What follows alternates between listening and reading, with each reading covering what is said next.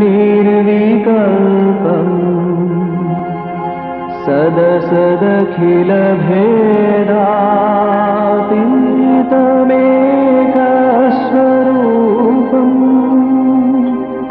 प्रकृतिविकृतिशून्यम् नित्यमानन्दमूर्तिम् विमलपरमहंसम् रामकृष्णं भजामः।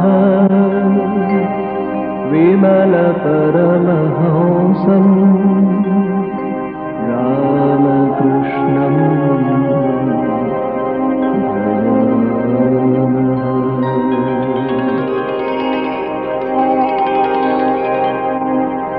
रघुकुलवरमीशम् Janaki प्राणनाथम् समरकुशलवीरम्।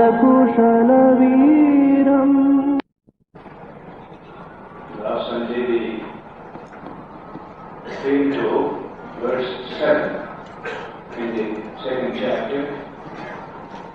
Arjuna is explaining his position more soberly than what he heard towards the end of the first chapter. There he was completely broken down. He had lost his balance of mind. So grief-stricken he had become. After the tonic administered by Krishna in verses 2nd and 3rd, Arjuna became somewhat calm. He could explain his difficulties more cogently. We all pass through this situation in our own lives. Arjuna is not unique, except in one sense.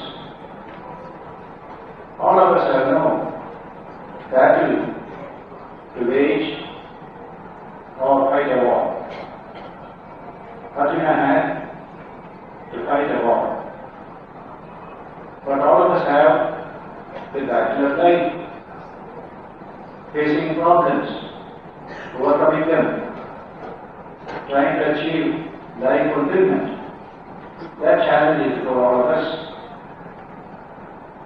So that we are not going to become Arjunas, going to fight with everybody. That is not the meaning of the Gita. One particular situation,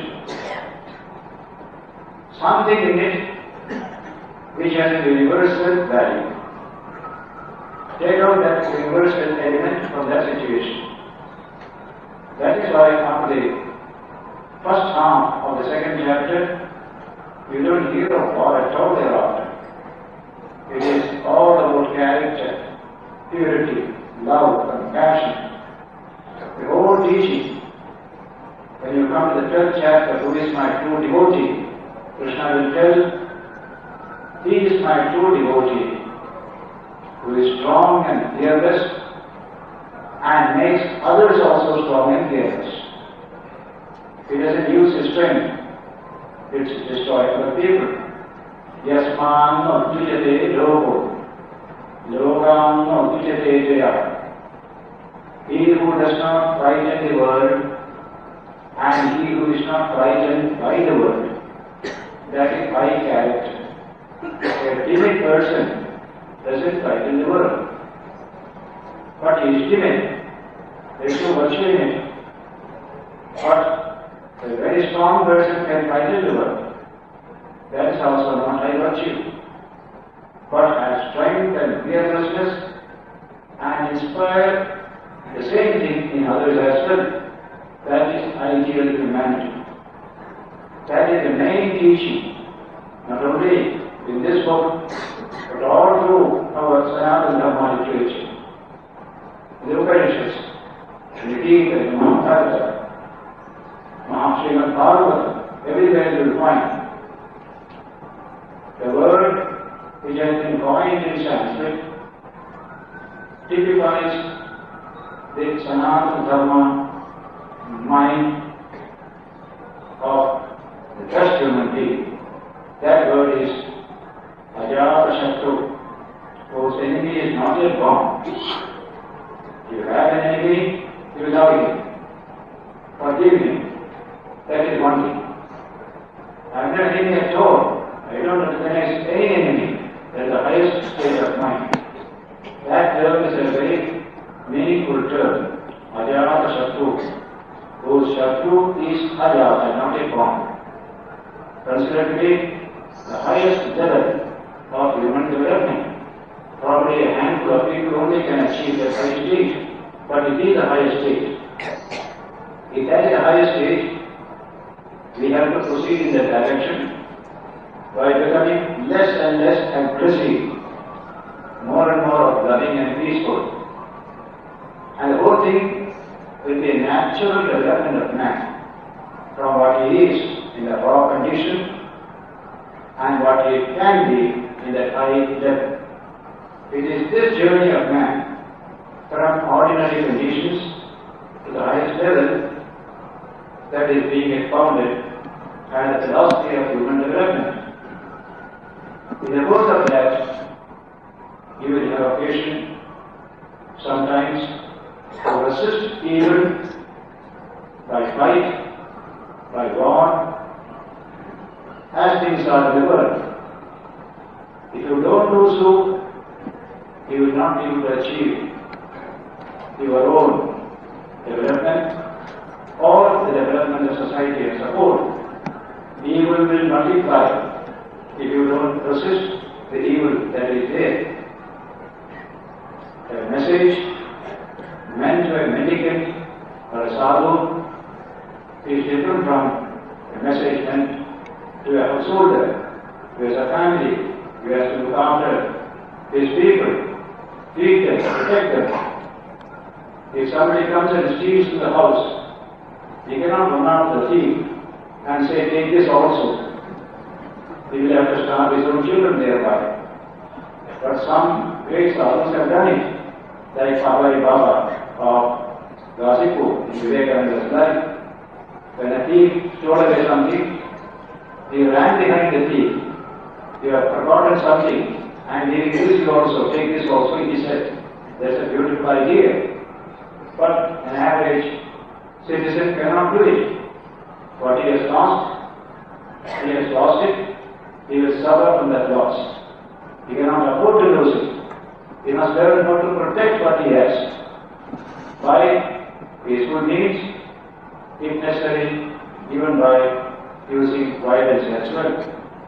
Now the greatest user of non-violence was Mahatma Gandhi. And in his life you find a wonderful example. Some policemen went and attacked a village in UP, probably Baria, maybe one of those villages. And they did a lot of havoc during the Satyagраha days. And they mishandled the women village. They never protested. They never did anything. When Gandhiji sent an investigation, this is the reply they gave. Gandhiji taught us non-violence. So we kept quiet. We didn't resist. Gandhiji says, I was ashamed to hear that statement. You couldn't protect the honor of your women. In the name of non-violence, you behave like a coward. Is that non-violence? I preach a non-violence of the courageous person, not of a coward. There are instances in life, therefore, where you will have to resist evil if you want to survive. That is why, in the whole of the Hindu Sanatana Dharma tradition, there is no place for what you call pacifism, as we call it in modern times. Under any circumstances, I shall not resist. That pacifism has no place in our thinking. It is meant for a handful of people who can stand it. To all others, there are occasions when you have to resist, either peacefully or using some force, no aggressiveness in it. It's a sheer need of human life. So when I was in the States during my lecture tour, I heard the young people there strongly protesting against the Vietnam War of America. It was a wicked war. America had no business with it. So they protested and they made America withdraw from Vietnam. That's wonderful. Beautiful idea it was. But not a single life protested when America joined the war against Hitler and that Nazi ideology. That's a dangerous ideology. It will destroy the human spirit. If it had succeeded in the last war, humanity would have been launched a good deed. So nobody objected to that kind of a war to destroy that very wicked philosophy which was gaining strength. So go back to Mahabharata period. How many evil deeds were done by the Kauravas, including insulting in public, Draupadi by taking away her clothes. Many such insults these people suffered due to constraints of the moral values they had upheld until they could not suffer anymore. Again and again you will find Mahabharata speaking, peace is the greatest objective. Every state must choose peace and not war. Unless you are driven to it, avoid war by every means. There is a teaching throughout the Mahabharata as well as the Gita. So when that political situation came, when the Pandavas claimed their right after returning from exile in the forest, he was of the kingdom, that was arranged originally. When they were refused this, then the only course is you must take what is due to you. You have to oppose to war. Even then, Krishna said, wait, let me try once again. I will go as an ambassador on your behalf to the court of the Kauravas and plead for peaceful settlement. And everybody agreed, and the speech he delivered in the Kaurava court is masterly. Some of these speeches in the Mahabharata you can hear today in the United Nations. Almost organic ideas you will find here. Human values, the greatness of peace and harmony, peaceful settlement of disputes, all these things you will find it. And so, what did Krishna do then? He said, these Pandavas, to whom the country belongs, you have usurped it by tricky means. Doesn't matter. Give them half the kingdom. They have a half you keep. They will build a new capital. They said no. Then Krishna argues, coming down and down. Give them 5 villages. So no. 1 village so that they can have their own place to live and be happy there. Nothing to it.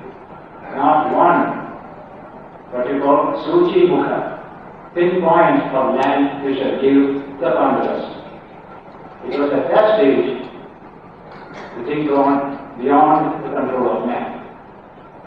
If you allow evil to continue, it will be dangerous, as in the case of the Baptist Hitler's war. So there was need to resist that evil, and it became very serious. So much destruction took place, even in our history, Mahabharata war. Things were not the same after that, but it was beyond control. Just like Krishna's own people killing each other in a drunken state in Dwaraka. Humanity has this weakness. Sometimes it can be excellent people, very peaceful, very fine. Sometimes they become aggressive, wicked, violent. That is humanity. The teaching in the Gita is not to make man aggressive, but to curb that aggression, to make people more peaceful, to live at peace with each other. That's why throughout the book, You would hear Krishna expounding a philosophy of life out of a one particular situation centered in Arjuna. It is a war situation. When you take a particular event and universalize it, you get philosophy. A particular event is not philosophy. From that particular, you develop a universal concept. That's called philosophy of life. So Krishna will tell everyone, Arjuna had an actual battle to wage. You have no such battle to wage, but you have the battle of your own life to wage. So when difficulties come, challenges come, will you run away like Arjuna? Face them. Face them. That is the message he conveys to all humanity in India as well as abroad. While doing so, don't increase the evil that is already there. Do it in such a way that you will make the world a little better. Sri Ramakrishna, in one of his beautiful parables, refers to this particular subject. A poisonous snake lived in a forest. Children used to play thereabout, but terribly afraid of the snake. One day a holy man came by that way. He was going towards the place where the snake is. And the boy told him, "Sir, don't go that way. There is a poisonous snake." He said, "I am not afraid of snakes." He went straight. So the snake came towards him in an aggressive manner. But he uttered some mantra, and the snake became very quiet in front of him. Then a conversation between the sage and the snake. Why do you harm people? It's not proper to harm people. Live a non-violent life. Live for yourself, and help others also to live for themselves.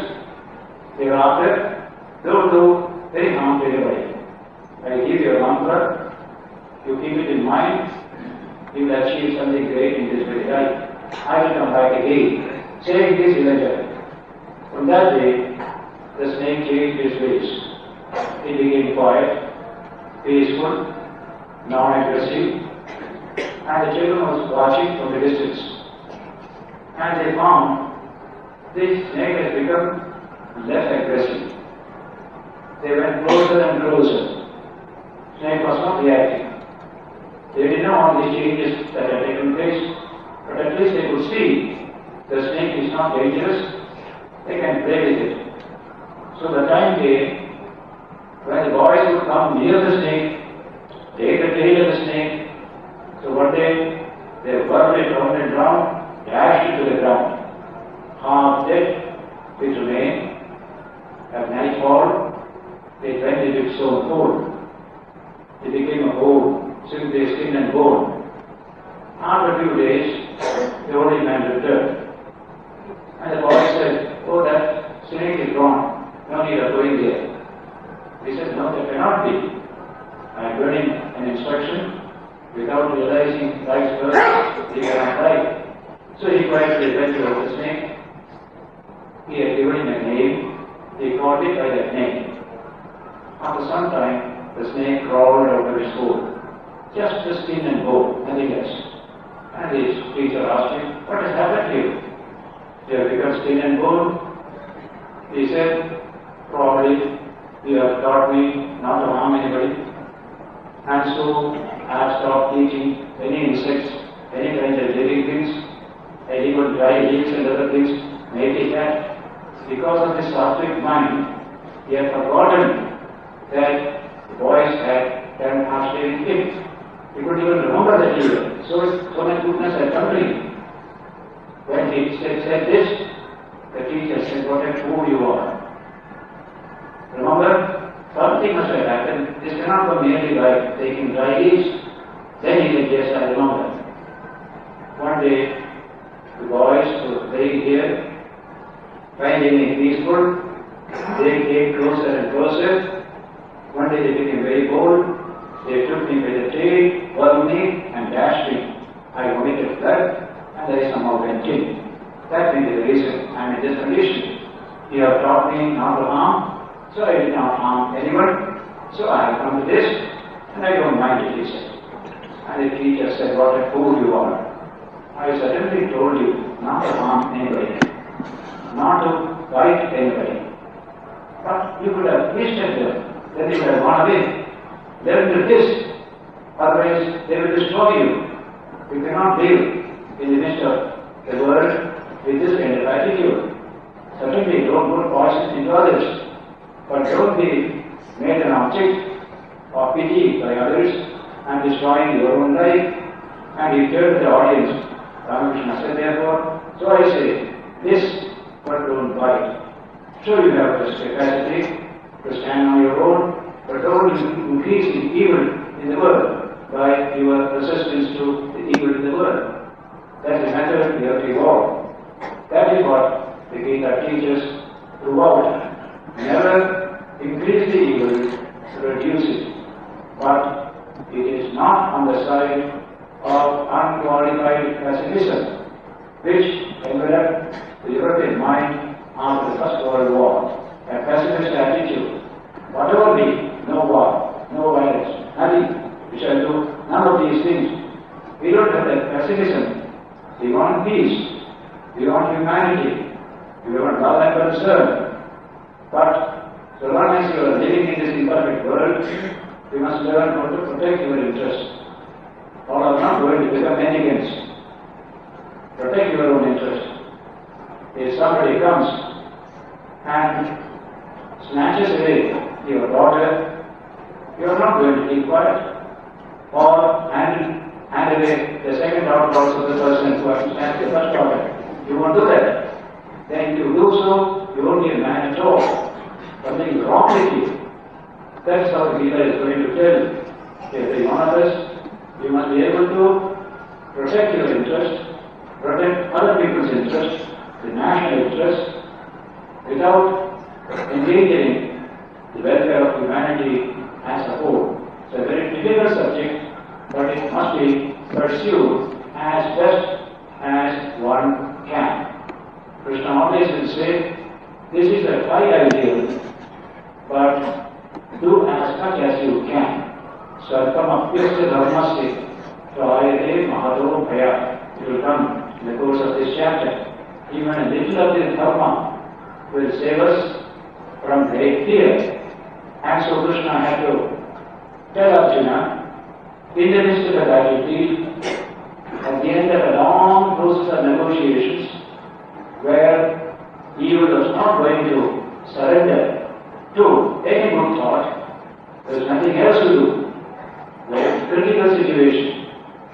When Arjuna said, I don't want to fight, Krishna had to tell him, no, that is unmanly. You have to. Your very bones will make you face the battle. Something has happened to you. You have become weak. You have become distressed. You have become broken down as you are. That's why the two sentences, two verses, second and third, make this exhortation to Arjuna. Kutastva Krishna-vidam, Vishame Samupasthitam, Anadi-vishtam, Asvadyam, Abhirtigaram Arjuna. Laikyam Mamasmadama Partha, Naivatvai Yupapadyate, Shudram, Videva Upadyam, Tektu Uttishta Karandana. Exactly what Gandhiji said in our time. It is Shudram, Videva Upadyam. You people have no strength of character, no strength of mind and heart. You allow your women to be dishonored by the police. You must use your teeth even to protect your honor. These are Gandhiji's words. A man who has vowed to non-violence from every point of view. But weakness, cowardice, and non-violence cannot go together. So if I also were to say, if something has happened to my house, somebody has come and stolen away or kidnapped my people, I remain quietly, peaceful, I don't want to do any harm to anybody, something is wrong with that person. Krishna won't allow it. That is unmanliness, that is weakness, that is cowardice. They will say, there is no virtue in it. This is the language.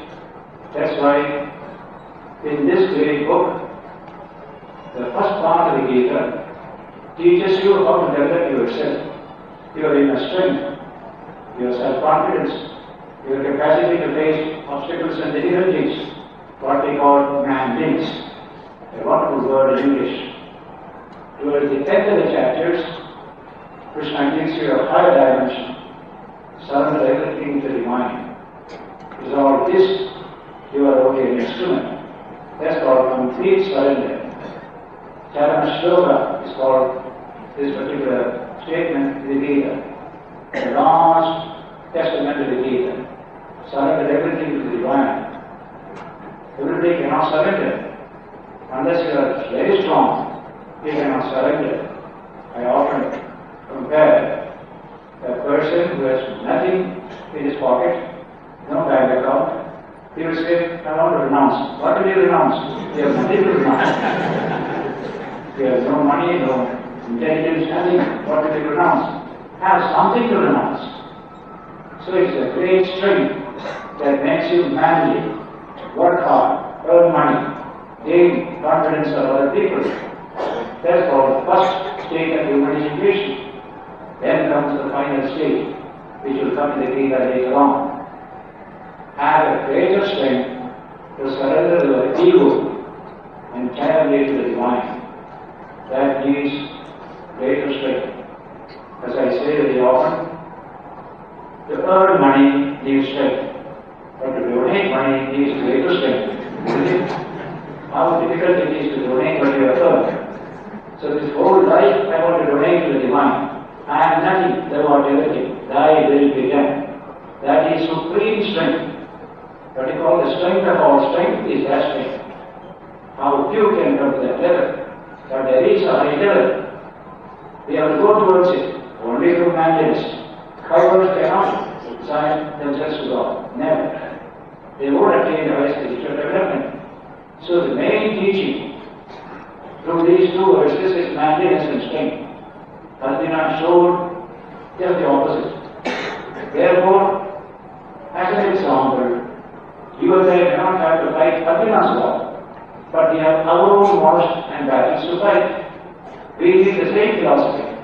That is why I said, an individual case, if it has some profound meaning in it, it becomes universal, it becomes philosophy. You can be guided by the philosophy. You need not have a battle, actually, of keeping others to face. So in this section, therefore, Arjuna is giving his own difficult situation in words which are more sincere, more peaceful, more cogent. Among the words of Arjuna, the words of the seventh shloka which we are reading today are very significant. Arjuna says, Karpanyadoshopatasvabhava Prachami Tvam Dharma Jeta Yes Sya Nishchitas Yes Shreyasya Nishchitam Grudhikarne Shishyasteham Shanimam Tvam Prapanna. Very beautiful words, very meaningful phrases are there. Karpanyadoshopatasvabhava. My nature just now is completely stricken by karpanya dosha, the evil of what you call narrow-mindedness. I cannot see the big thing, I see only very little of things. Karpanya dosha svabhava. Prachami tvam.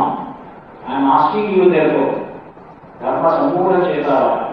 My mind is completely confused as to what is my duty. Dharma samura chetava. How many times every one of us falls into that situation? What is my duty in this particular situation?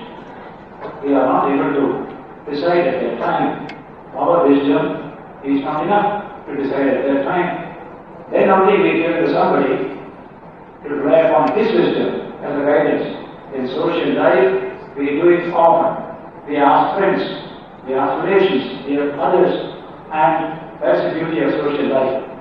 Healthy social life will help each other, each one helping the other in difficult situations. My wisdom fails me. You may have a more balanced outlook just now. You may help me in this way. This kind of mutual interaction in a healthy way makes for a healthy society. Arjuna had a Krishna to give an advice at that time, and what he gave is universal. You and I can utilize that great message. That's why people study the Gita all over the world. When Ramakrishna wrote the introduction to the Gita translation by such Philippines, he mentioned it long after the British Empire shall have ceased to exist, and the sources of its wealth and power are lost to remembrance. Writings such as the Gita will continue to inspire generations of men. So people who responded to the Gita belong to a wide spectrum of humanity. Those who are thoroughly peaceful, who are international in outlook, men like Carlyle or Emerson, all of them, they were tremendously inspired by the Gita. They didn't see war in the Gita. They saw the background of war, but they saw wider war. Man fighting the battle towards truth, towards fulfillment. That's what will come to you when you squeeze the whole Gita. And in this chapter, up to about 38 verse, you find war coming again and again. Just as they gone Arjuna to face this battle, not to run away from this battle in this difficult situation. So Arjuna is in a confused state of mind. Dharma sammura chetava. So he tells Krishna, Yat Shreyasya Nishchitam Providanme. Whatever is really good to me, determine that and tell me that. Nishchitam Providanme. Shishyasteham, I am your disciple. I am your student. Shadimam, please teach me. Swam Prabhanyam, the one who has taken refuge with you, me, teach me what is good for me. My wisdom is not adequate to this situation. That is the situation in which Arjuna finds himself, and it is from this point onwards the real Gita dialogue begins. When a student says, I want to know something, if teacher has something to give, the teacher will give. Then only teacher-student relationship will begin. Without asking a question, an answer has no value. Very often, unsought advice are wasted. Unless you seek an advice, don't give advice to anybody. Unsought advice has no meaning. But once you ask the advice, if you give it, it will have tremendous meaning and significance.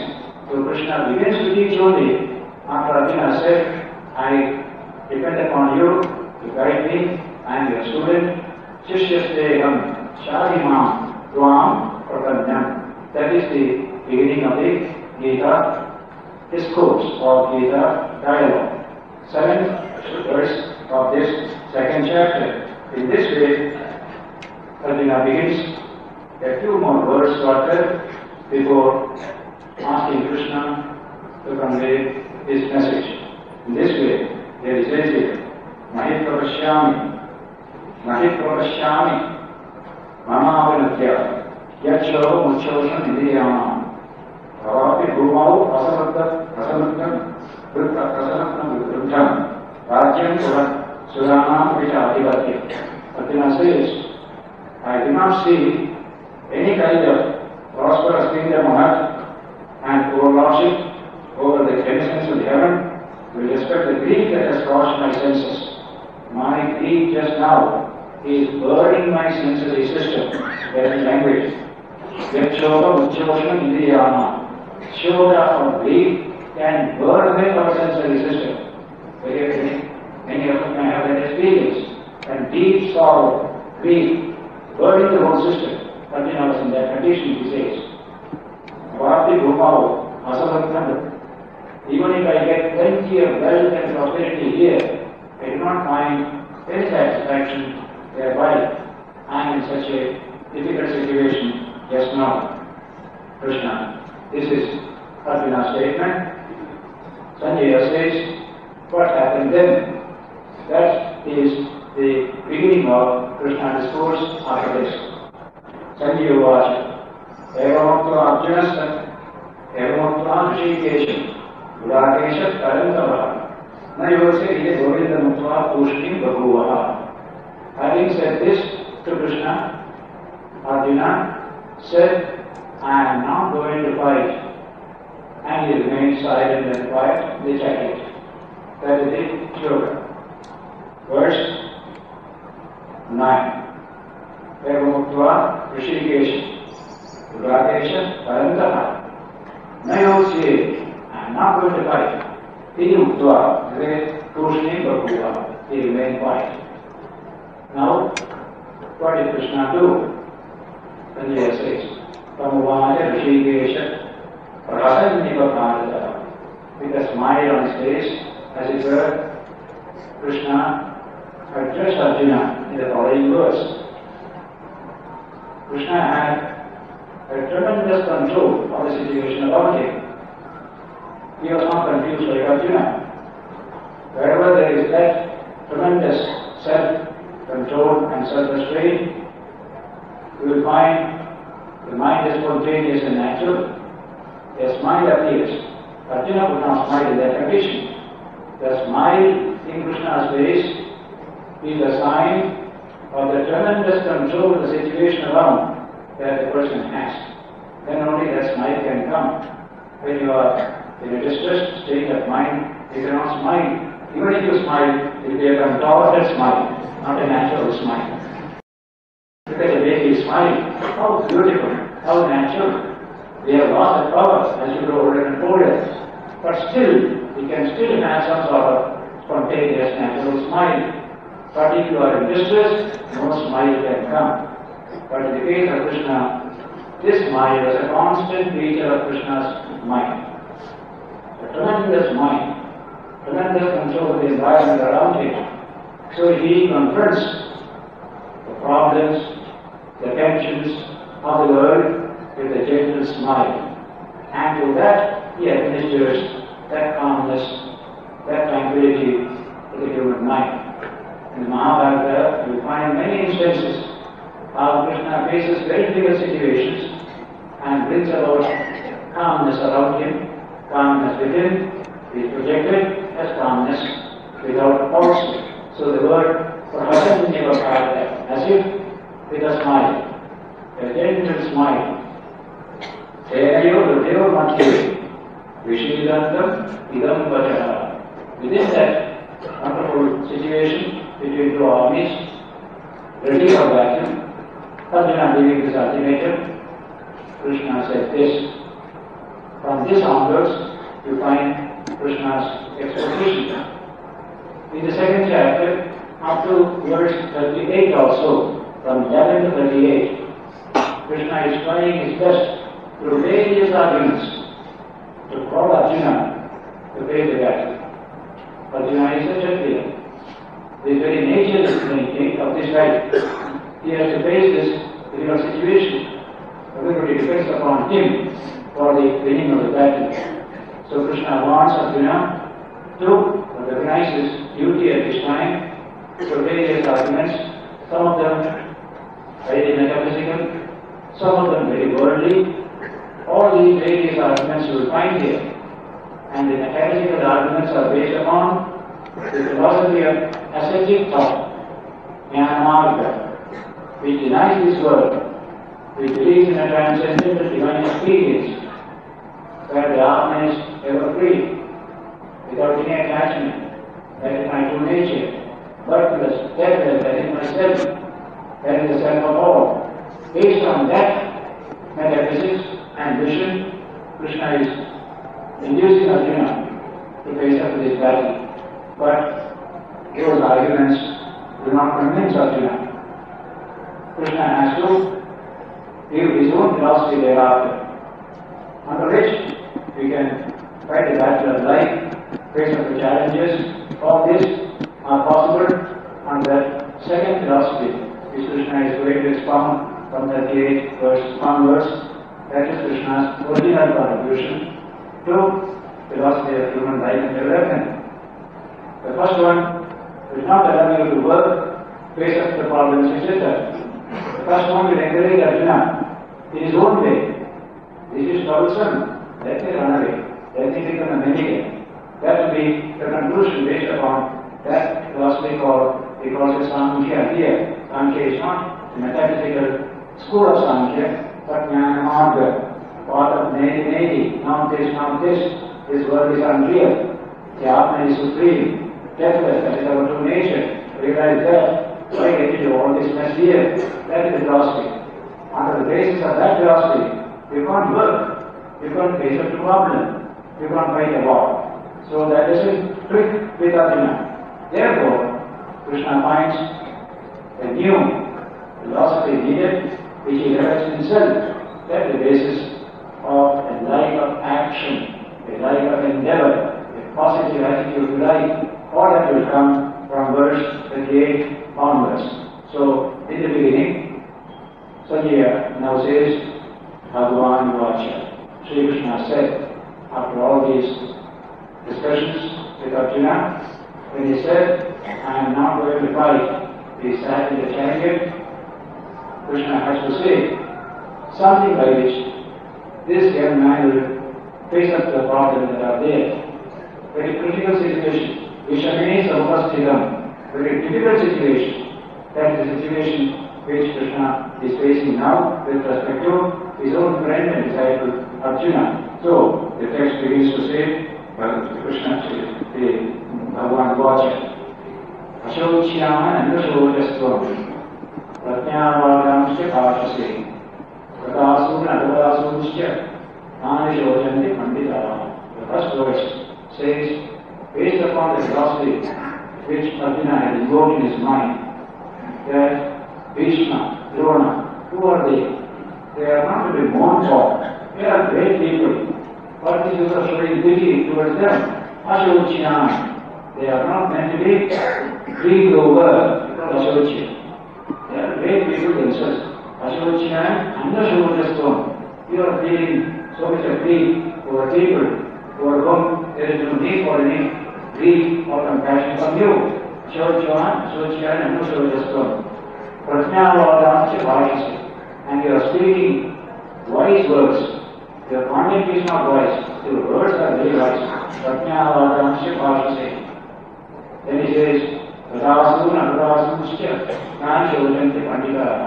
Under that philosophy, a Pandita means a wise person will not grieve for the dead or the living.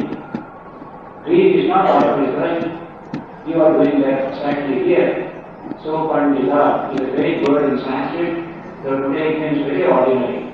In North India, Sanskrit Pandita means Panda. It comes from the word Panda. What is Panda? Atma Vishaya Buddhi is called Panda. The Buddhi that is turned towards the Atman, being finished, divine within, that is called Panda. He who has this Panda is called a Pandita, whose Buddhi is turned towards the Atman. That's the original meaning. Today it means the cook in your house also is a Pandita. In Delhi they say Pandit, the cook is a Pandit. Anybody is a Pandit there. But here, Panditas, Samadarshina, another definition will come. Those who have an even-minded attitude towards things, they are called Panditas. That will be the definition given later on. So, Nanashojanti Pandita. Then what shall be the next step? Natvevaham. Nadatu Nasam. Napsam Neme Yanadivah. Nasayamana Bhavishyama. Sarve Vayamata. So that man is concerned, there is an eternal element in every one of us. Our philosophy tells, bodies come and go, the soul remains. That's why we say at death, we threw the body away. Sharir Chodhiya. I am the Atman, I am a soul, I have a body, I threw it away. That's our normal understanding. So, these people who are here, yourself, myself, we are always there. There is no time when we are not. There is no time we shall not be. We are always there. That's the truth about man. That is the teaching of the Sanatana Dharma. Man is essentially eternal. He has a body, subject to change, subject to death. But he himself is essentially immortal and deathless. They are all Amritasya Putra, as the Upanishads would say. So, Natvevaham, Naja Nasam, Natvam Neme Yanadiva. These things who are here, yourself, myself, all of us, Nachivana Bhavishyama. They are not going to cease to be and then again come back. They are always there. Sarve Madam, Vayam, Atharparam. They are always there. There is no time when they were not, we shall not be, because we are immortal in our true nature. This subject comes through several verses in this section. An example is given. This is a famous verse in the Gita. Dehinosmin Sharire Yakadehe Kaumaram Yavaram Yavanam Yara Tata Dehantara Prapti Dhirasvatama Mukhyati. Every embodied human being passes through different stages. Kaumaram, you are a Kumara. A child below 12 years is called a Kumara, or a girl Kumari. That is before maturity, that's called Kumara. Then Yavana, youthfulness. Young people will become. Then old age comes, Jara. We pass through all these stages. Everybody has to pass through all these stages, and finally, when the body falls away, take another body. Once again, we start this evolution through new bodies, believing the idea of rebirth, a very essential teaching in Sanatana Dharma. This birth is one birth. Then we get another birth, until we realize the truth. This goes on. This understanding of one's own true nature, until you burn away all your karmas in the fire of spiritual knowledge, these seeds will grow and multiply and go on forever. So we are asked to accelerate our spiritual development with the help of this body. Realize the truth. Then the body's work is over. Until then, body will remain. Our human body is not meant only for pleasure and comfort. Where animal bodies are there, this is meant for knowledge, both secular and spiritual. Realize that it is true. Burn away all your karmas. Then you have no birth, you have no death, you are free. So he said, Dehinosmin Yakadehe Kaumaram Yavanam Jara. Tata Dehantara Prapti. You get another body, the subtle, what you call soul within us, the subtle body within us, they call it Sukshma Sharira. When our sages, through tremendous inquiry, discovered the Sukshma Sharira within man, behind this Sthula Sharira, this is called gross body, that's called subtle body. Then they understood that death is only death of the Sthula Sharira. Sukshma Sharira doesn't die. That is always there. That Sukshma Sharira manufactures another body for itself and continues its life, forgetting what happened in the previous life. That is how rebirth is one of the big ideas that was developed in India. Tata Dehantara Prapti, therefore, Dhiras Tattvana Mukhyati. The wise man, the heroic man, would be deluded by this kind of changes taking place in human life. Then another beautiful idea comes that is meant for all of us. Matras Parshastu Bhauteya Shedoshna Sutta Dukkada Agamavayano Anitya Tam Didikshasva Bharata. First phrase is Matras Parsha. Parsha means touch.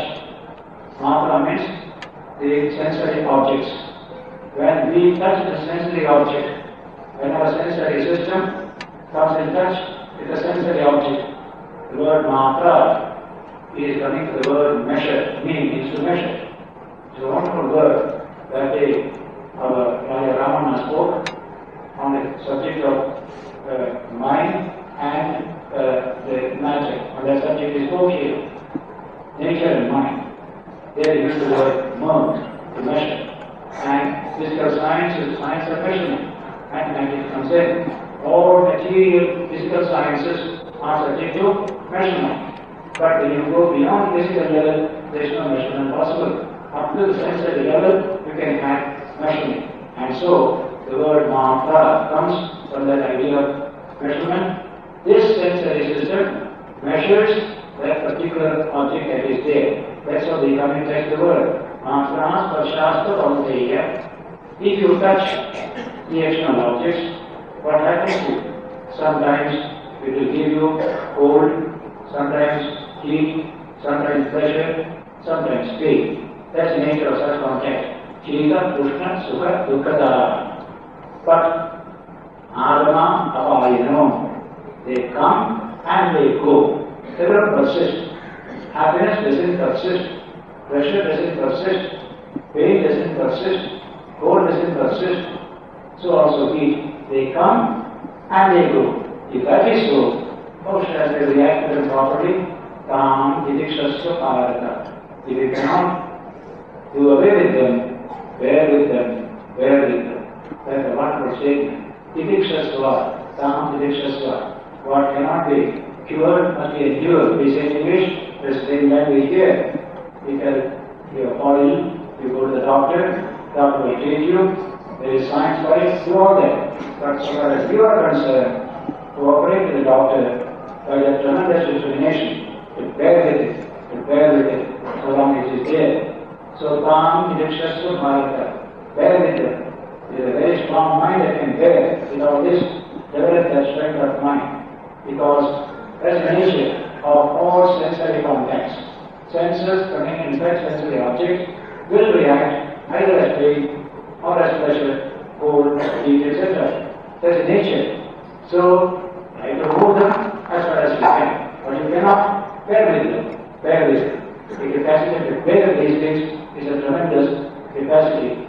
You can see the capacity to bear pain and other things is very relative in human beings. Somebody has more of it, somebody has less of it. The threshold of pain, as we call it in neural language, threshold of pain is different in different people. Some people can stand a good deal of it. Some people cannot stand even a little bit of it.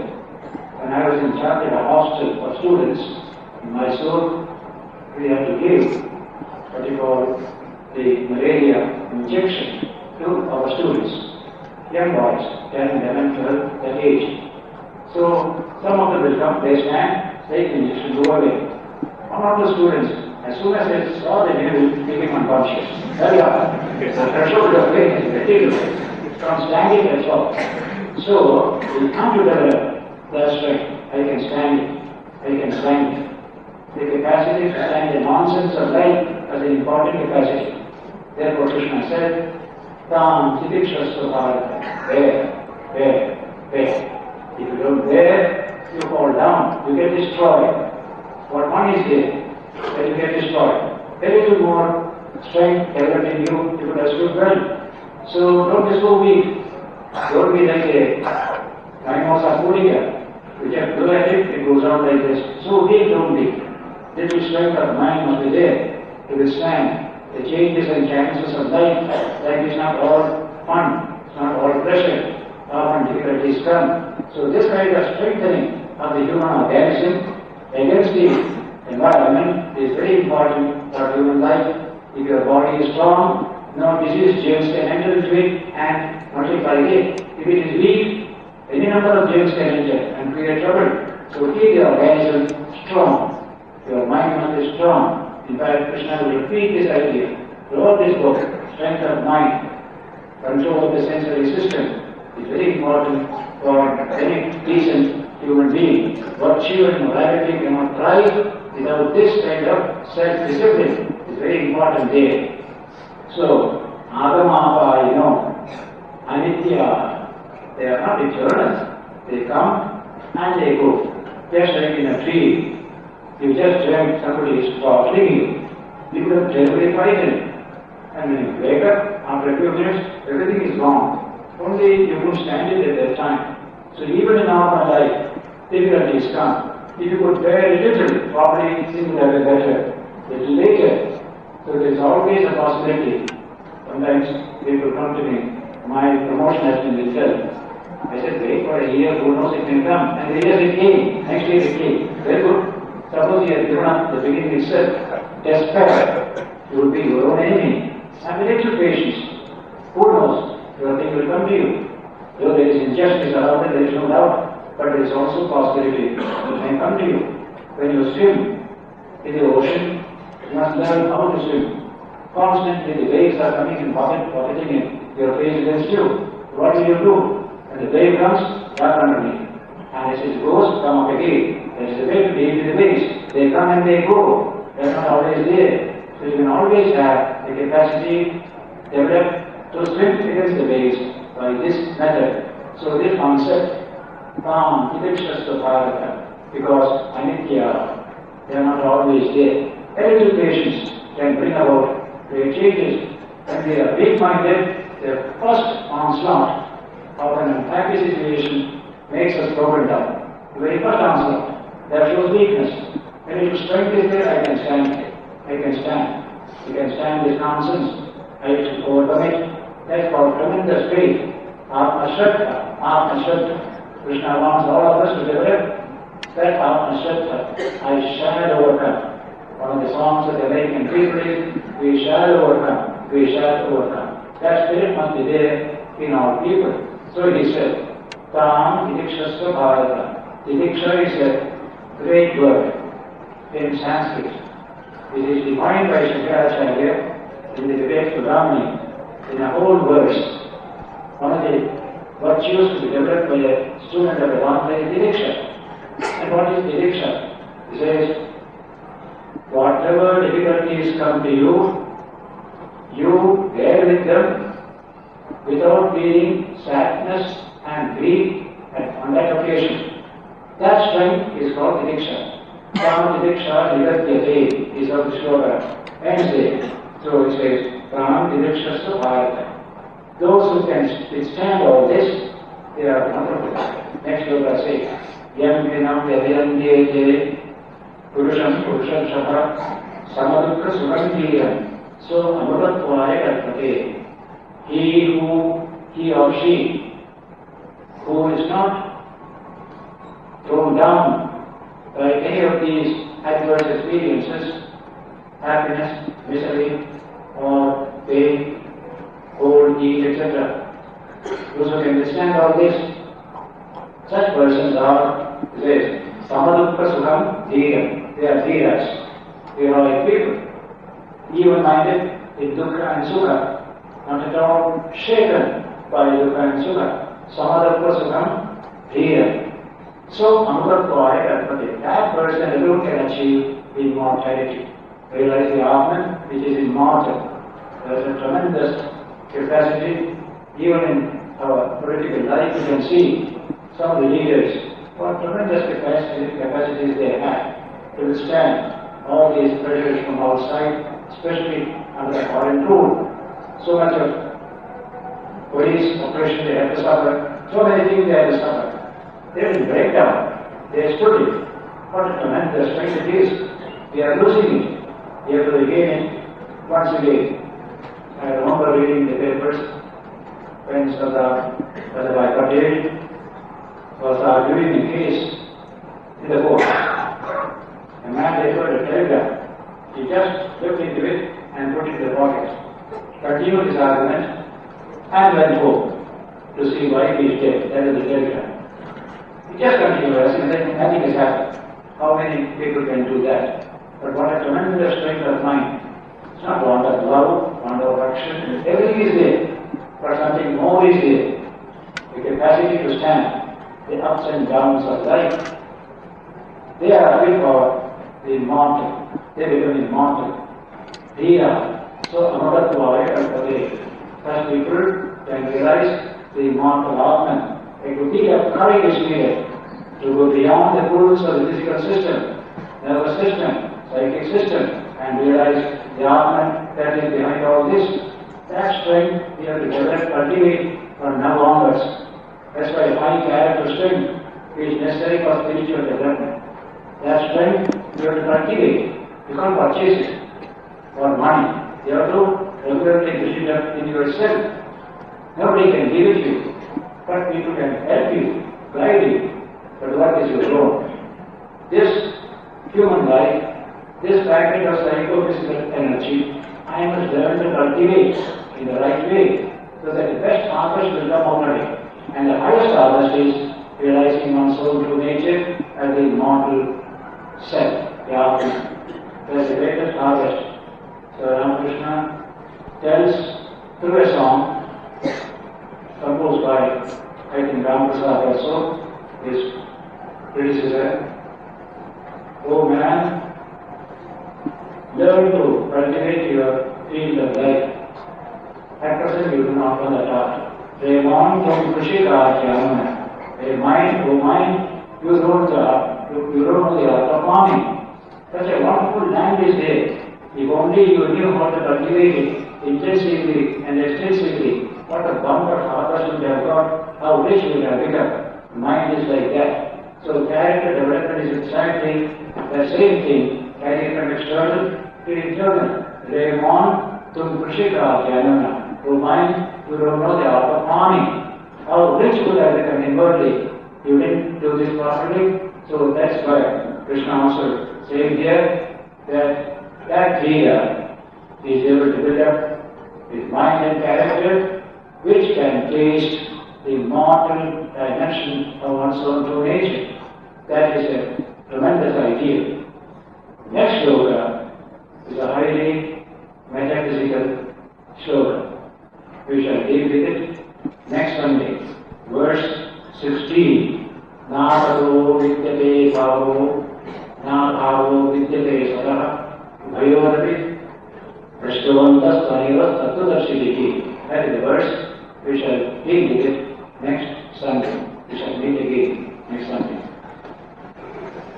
Spend a minute in silence and then leave.